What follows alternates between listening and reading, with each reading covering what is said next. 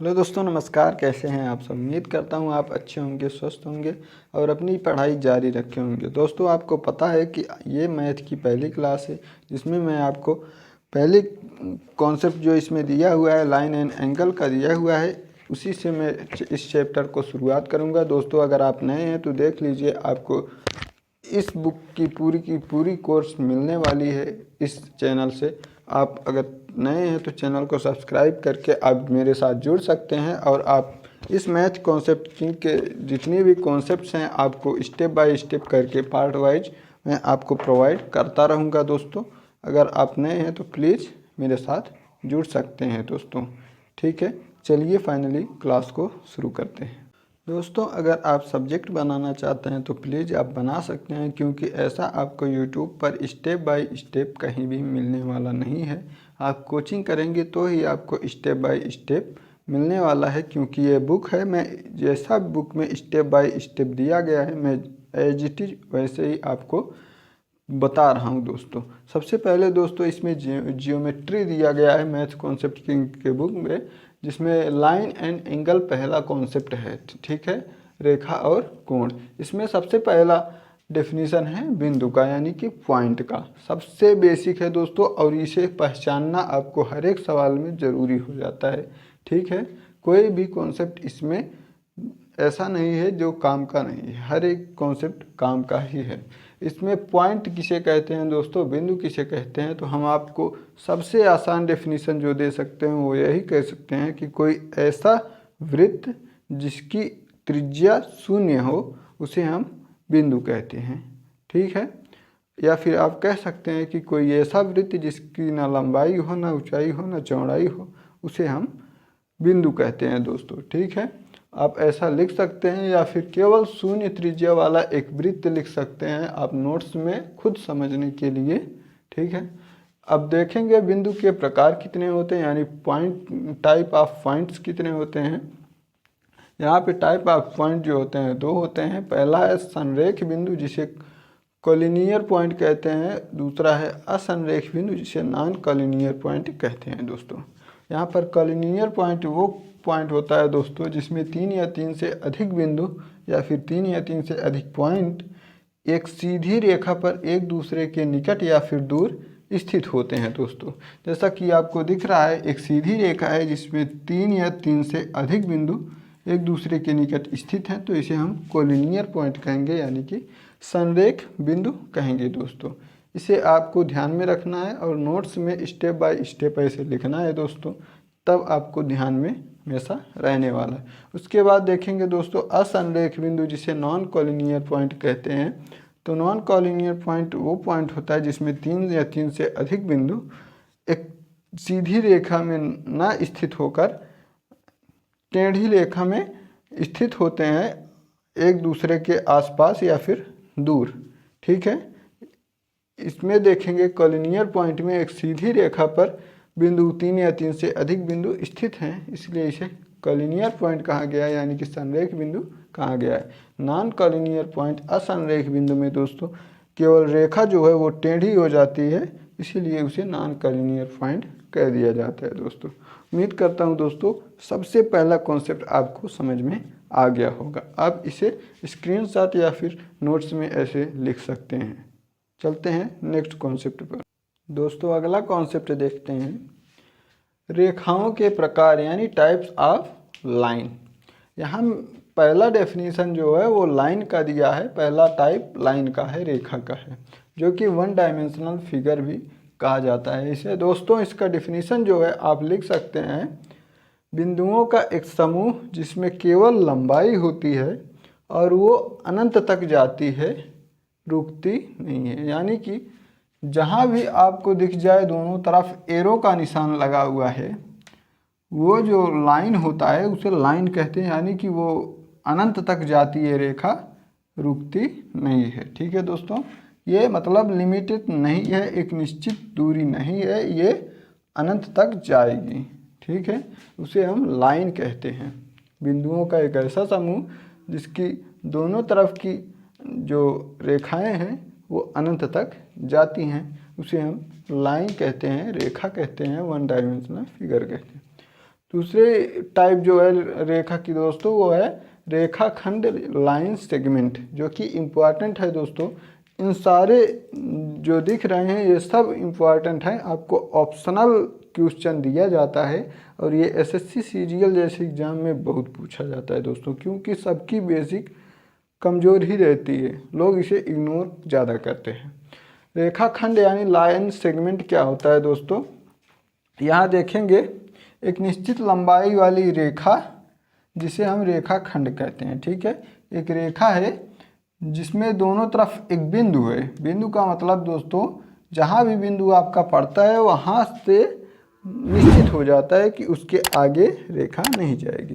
यानी कि रेखा line segment का परिभाषा जो है वो एक निश्चित लंबाई वाली रेखा को ही हम रेखाखंड कहते हैं। यानी रेखा का कोई एक खंड, जैसे यहाँ पर अनंत तक रेखा जा रही है, यहाँ दो बिंदु है, दोनों को उठा लें यहाँ पर, तो ये एक निश्चित लंबाई वाली रेखा बन जाती है या फिर रेखा का कोई एक खंड बन जाता है, जिसे रेखाखंड या फिर लाइन सेगमेंट बोला जाता है दोस्तों।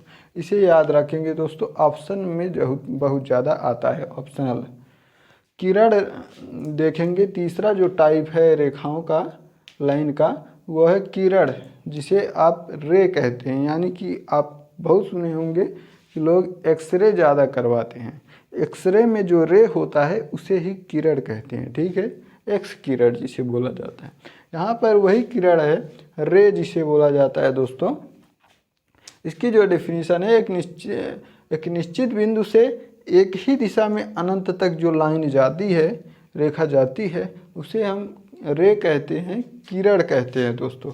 यहाँ पर देखेंगे एक पॉइंट है, बिंदु है, यहाँ से राइट साइड में एरो का निशान लगा हुआ है लाइन में। जहाँ भी एरो का निशान लग जाए दोस्तों समझ जाइएगा कि वो लाइन अनंत तक जाने वाला है।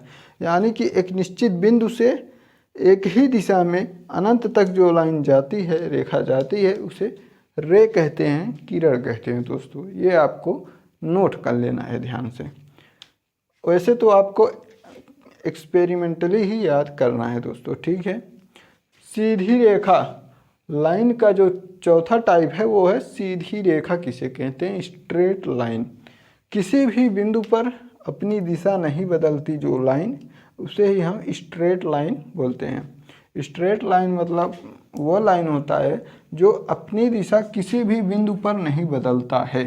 यानी कि कहीं भी अगर बिंदु रखा जाए, आप यहाँ भी रख सकते हैं, यहाँ भी, यहाँ कहीं भी, वो लेकिन सीधी रेखा में जाए, मतलब अपनी दिशा ना बदले, सीधे ही जाए, तो हम उसे स्ट्रेट लाइन या फिर सीधी रेखा कहते हैं दोस्तों।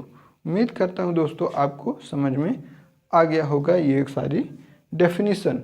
और दोस्तों ये ऑप्शनल में आता है, इसकी नोट्स ज़रूर बनाइएगा आप, स्टेप बाय स्टेप आप यूट्यूब पर हर जगह नहीं पाएंगे।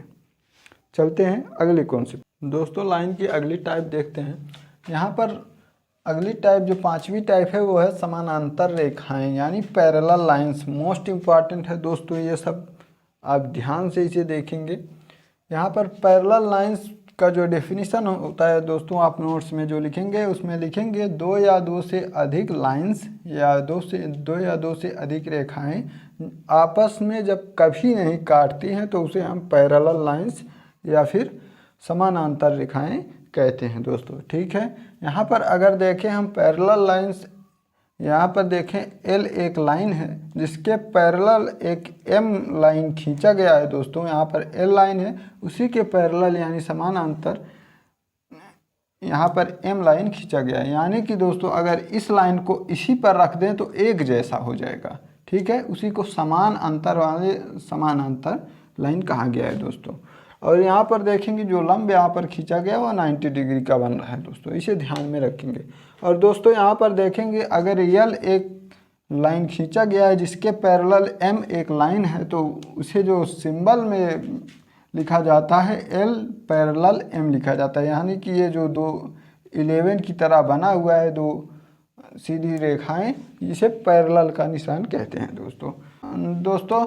यहाँ पर टाइप ऑफ लाइन के सातवीं जो टाइप है या वक्र रेखा जिसे कहते हैं। अब वक्र रेखा यानी कर्व्ड लाइन किसे कहते हैं देखते हैं।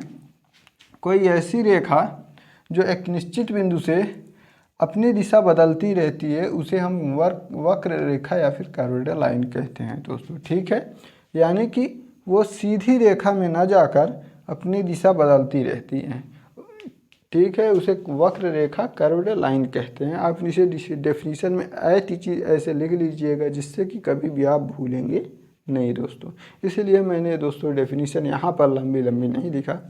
यहाँ पर देखेंगे लंबवत रेखा, परपेंडिकुलर लाइंस। ठीक है, अब लंबवत रेखा क्या होता है दोस्तों? दो ऐसी लंबवत रेखा जो एक दूसरे को 90 डिग्री पर काटती है उसे हम लंबवत रेखाएं कहते हैं दोस्तों। इसे आप डेफिनेशन में एज इट इज लिखिएगा कि दो ऐसी रेखाएं जो एक दूसरे को 90 डिग्री पर काटती हैं उसे हम लंबवत रेखाएं कहते हैं दोस्तों।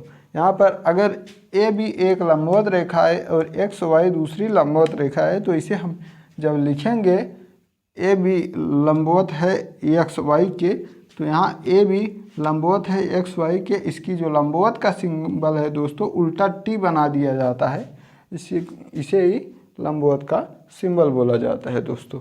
इतना आपको ध्यान में रखना है दोस्तों। जैसे कि यहाँ पर अगर ये दोनों छिपा लिया जाए और यहाँ पर एक ऐसे मिला दिया जाए लाइन तो हमारा त्रिभुज बन जाता है दोस्तों। कौन सा त्रिभुज होता है? समकोण त्रिभुज। ठीक है, इसीलिए दोस्तों ये जो है चतुर्भुज में अधिकतर आपका मिलेगा, हर एक चतुर्भुज में मिलेगा और ये हर एक त्रिभुज में मिलेगा जो कि मोस्ट इम्पॉर्टेंट है दोस्तों आपके लिए। ठीक है, हर एक एग्जाम में आपको मिल ही जाएगा दोस्तों। लाइन की अगली टाइप देखेंगे, तिर्यक रेखा ट्रांसवर्सल लाइन। इसका जो डेफिनेशन लिखेंगे दोस्तों, इसमें लिखेंगे कि कोई एक रेखा दो या दो से अधिक रेखाओं को अलग अलग जगहों पर काटती है तो उसे हम ट्रांसवर्सल लाइन्स या फिर तिर्यक रेखा कहते हैं। यहाँ पर देखेंगे दोस्तों कि दो लाइन है यहाँ पर, या फिर बीच में और भी लाइन खींच सकते हैं आप। वहाँ पर एक रेखा अलग अलग जगहों पर काट रही है, यानी कि अगर यहाँ एक कट कर रही है एक रेखा को, तो अगर यहाँ करता तो अलग अलग जगहों पर नहीं होता, सीधा सीधा होता, लेकिन यहाँ कर रहा है तो यहाँ कर रहा है, इसलिए अलग अलग जगहों पर काटती है तो उसे हम तिर्यक रेखा या फिर ट्रांसवर्सल लाइन कहते हैं दोस्तों। ऐसा नोट्स में आपको लिखना है। देखेंगे दूसरा अगला जो टाइप है वो संगामी या फिर समवर्ती रेखा है, या इसे कहते हैं कॉन्करेंट लाइन दोस्तों। कॉन्करेंट लाइन यानी संगामी रेखा ऐसी रेखा होती है दोस्तों जिसमें तीन या तीन से अधिक रेखाएं एक दूसरे को केवल किसी एक बिंदु पर काटते हैं। जो रेखाएं एक दूसरे को किसी एक बिंदु पर काटते हैं उन रेखाओं को हम कॉन्करेंट लाइन संगामी रेखाएं कहते हैं, और जिस बिंदु पर काटते हैं उस बिंदु को कॉन्करेंट पॉइंट कहते हैं दोस्तों। इसे आपको डेफिनीशन ऐसे ही नोट कर लेना है और ऐसे ही फिगर बनाना है जिससे कि आप देखते ही समझ जाएं। अगली टाइप देखेंगे प्रतिच्छेदी रेखा इंटरसेक्टिंग लाइन। इसका डेफिनीशन आप लिखेंगे अपने नोट्स में, जब दो या दो से अधिक रेखाएं आपस में काटती हैं तो उन्हें हम इंटरसेक्टिंग लाइन प्रतिच्छेदी रेखा कहते हैं। बस आपको इतना ही याद रखना है दोस्तों। यहाँ पर एक संबंध लिखा है मैंने, इसे भी ज़रूरी है लिखना आपको। जब ए ई पैरेलल होगा बी एफ के, बी एफ पैरेलल होगा सी जी के, सी जी पैरेलल होगा डी एच के, तो हमारा एक संबंध निकल कर आएगा दोस्तों। यहाँ A ratio B ratio C equal होगा P ratio Q ratio R की, यानी कि A ratio B ratio C equal होगा P ratio Q ratio R के दोस्तों। ठीक है, आप दोस्तों इसे ध्यान रखेंगे। उसके बाद दोस्तों अगर हमें ए का मान निकालना होगा तो कैसे निकालेंगे? यहाँ पर ए लिखेंगे बटा में ए प्लस बी प्लस सी लिख देंगे। ठीक है, ये भी एक फार्मूला है दोस्तों, इसी से निकला है दोस्तों। और अगर इसमें पी निकालना हो तो यहाँ P लिखेंगे बटे P plus Q plus R करेंगे तो आपका P का मान भी निकलेगा दोस्तों। कहने का मतलब दोस्तों, आप यहाँ से A निकाल सकते हैं बटे सब करके, B निकाल सकते हैं बटे सब करके, C भी निकाल सकते हैं बटे सब करके। यानी कि यहाँ से आप छवों का मान एक दूसरे के थ्रू निकाल सकते हैं दोस्तों, इस कॉन्सेप्ट के थ्रू। इसलिए मैंने इसे लाया है और ये इस कॉन्सेप्ट में है दोस्तों ये टाइप्स ऑफ लाइन की लास्ट कंडीशन है, इसे देखेंगे। यहाँ है AD पैरेलल है BE के और BE पैरेलल है CF के, ठीक है। तो ये जो रेखाएं तीनों हैं ये दो अनुप्रस्थ रेखाओं से काटी जाती हैं, ठीक है। तो यहाँ पर एक संबंध स्थापित होता है दोस्तों, वो होता है AB बटा BC इक्वल होगा DE बटा EF इक्वल होगा M बाई N। ओके, अगर यहाँ पर ऐसे हो जाएगा दोस्तों, तो आगे हम देखेंगे। यहाँ पर लिख सकते हैं BE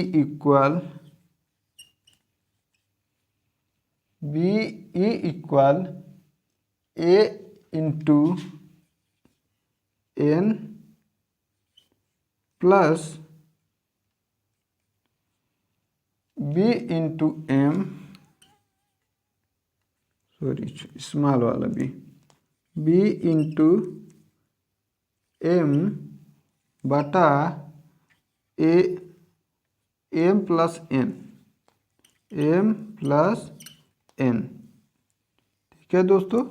ये एक संबंध स्थापित होता है BE equal A into N plus B into M बटा M प्लस N, ठीक है। पहले इसका इससे, फिर इसका इससे बटा M प्लस N। दोस्तों कोण का डेफिनीशन देखेंगे। एंगल का डेफिनीशन क्या होता है, अक्सर लोग पूछ लेते हैं कि एंगल क्या है, कोण क्या है, तो लोग बच जाते हैं। यहाँ पर डेफिनीशन आप लिखेंगे नोट्स में कि कोई भी आकृति जो दो भुजाओं से मिलकर बनी होती है, उसके अंतः बिंदु को यही अंतः बिंदु है, हम कोण कहते हैं, ठीक है।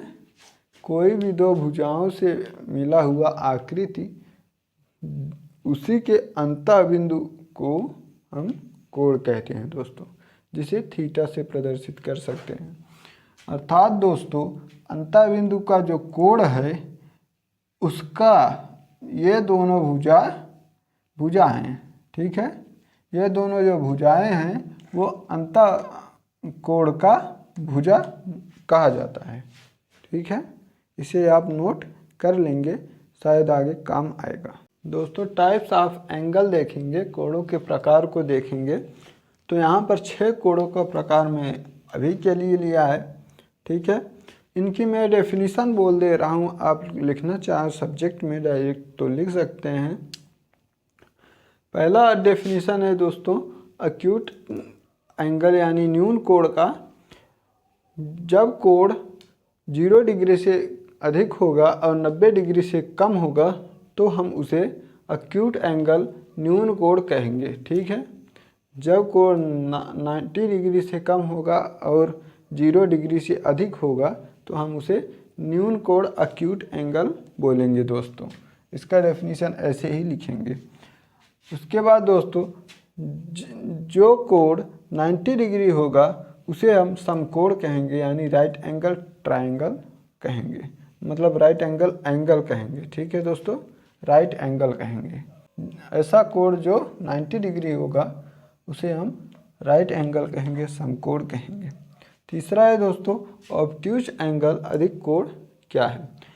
जो कोण 90 डिग्री से अधिक और 180 डिग्री यानी 180 डिग्री 180 डिग्री से कम हो जाता है उसे हम दोस्तों ऑब्ट्यूस एंगल अधिक कोण कहते हैं। यानी कि यहाँ देखेंगे, यहाँ 90 डिग्री का यहाँ एंगल जाता है, मतलब लंब गिरता है, लेकिन उससे अधिक आ गया है।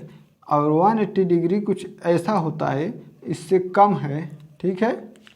थीटा जो है यानी कोण जो है 90 डिग्री से बड़ा है और 180 डिग्री से कम है, तो उसे हम ऑब्ट्यूस एंगल अधिक कोण बोलेंगे, ठीक है। आप इससे भी याद कर सकते हैं, ये जो सिंबल एरो का है, जिस तरफ इसका मुख खुला रहता है उधर के तरफ वाला अंक बड़ा रहता है, इस तरफ मुख बंद रहता है उधर का अंक छोटा माना जाता है दोस्तों।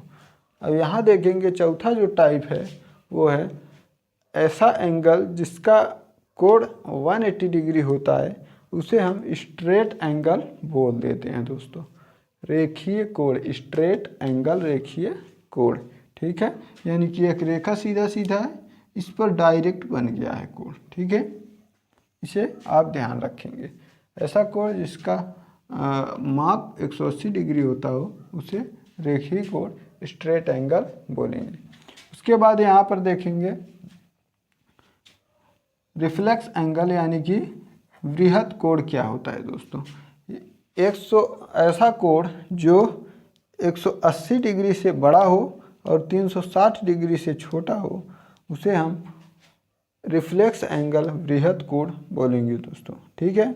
यानी कि ऐसा कोण जो 360 डिग्री से छोटा हो लेकिन 180 डिग्री से बड़ा हो, उसे रिफ्लेक्स एंगल वृहद कोण बोलेंगे। यहाँ पर देखेंगे 180 डिग्री का मतलब होता है सीधा लाइन जो पड़ता है उसी पर ऐसे पड़ जाता है, लेकिन यहाँ देखेंगे 180 से भी नीचे घूमकर आ गया है, इसलिए इसे 180 से अधिक और 360 से कम माना गया है।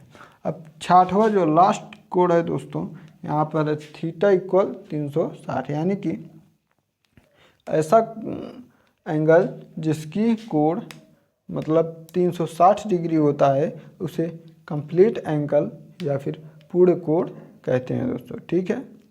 पूर्ण कोण वह कोण होता है जिसकी माप 360 डिग्री होता है, यानी कि यहाँ से चलते हुए घूमते हुए सीधा यहाँ पर पुनः उसी पर आ गया है, तो उसे हम कंप्लीट एंगल पूर्ण कोण कहेंगे। दोस्तों आज के लिए बस इतना ही, क्योंकि इस क्लास में मैं क्वेश्चन नहीं करा रहा हूँ। अगली क्लास में अभी 4 टाइप और भी एंगल के बचे हुए हैं, जो कि युग्मक एंगल है, यानी कि पेयर्स एंगल है। 2 एंगलों को जोड़कर बना होता है, जो कि बहुत ज़्यादा मोस्ट इम्पॉर्टेंट है, हर बार क्वेश्चन में आता है। उसको भी अगले पार्ट में मैं कंप्लीट ख़त्म कर दूंगा। और कुछ और कॉन्सेप्ट हैं, यानी कि 6-7 कॉन्सेप्ट हैं जो कि मोस्ट इम्पॉर्टेंट है, उसे ख़त्म कर दूंगा। तब ये चैप्टर हमारा जो लाइन एंड एंगल का है ख़त्म हो जाएगा। उसी के साथ दोस्तों इन सब का सारे का क्वेश्चन स्टेप बाय स्टेप करा दूंगा, ख़त्म हो जाएगा। उम्मीद करता हूँ आपको वीडियो पसंद आया होगा। अगर पसंद आया तो सब्सक्राइब ज़रूर करें, क्योंकि इसी तरह का डेली आपको इस पूरे बुक को, मैथ कॉन्सेप्ट किंग वाले बुक को कंप्लीट कोर्स कराने वाला हूँ। अगर मैं आपके लिए कर रहा हूँ तो आप सब्सक्राइब कर सकते हैं। नमस्कार, धन्यवाद।